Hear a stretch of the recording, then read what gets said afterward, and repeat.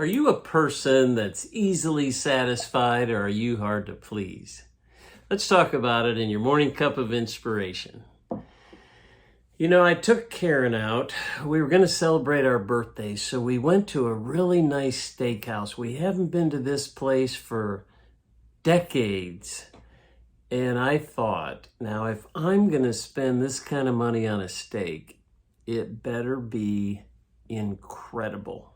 So we go there, get the steak. I'm eating the steak and I'm going, you know what? This is very average. I'm paying a lot of money for this.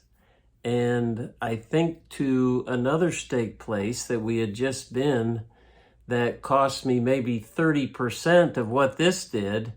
And I like that steak better. It didn't satisfy me. And so what does it take sometimes? That's just a steak. But what does it take to satisfy us in our lives?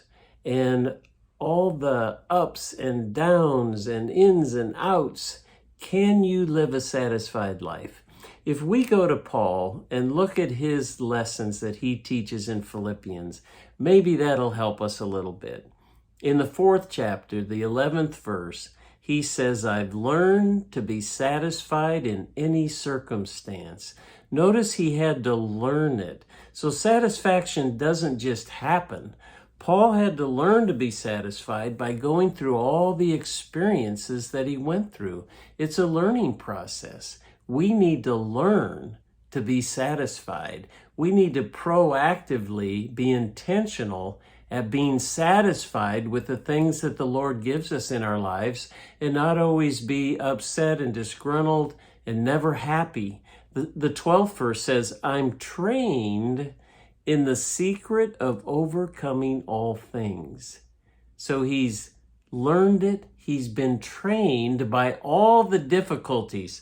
We know everything that Paul went through in all his journeys. That's trained him to be an overcomer and to be satisfied. Here's the lesson in verse 13. It's the strength of God's explosive power, his Holy Spirit, that infuses me to conquer every difficulty. So if we will rely on God's Holy Spirit, if we will rely on his strength and his power, that will allow us to be satisfied in every circumstance. So I pray today that you'll learn to be satisfied, that you'll train yourself through your experiences, and then rely on God's power and strength to help you live a daily satisfied life. God bless. Thanks for joining me for that morning cup of inspiration, and we'll see you next time.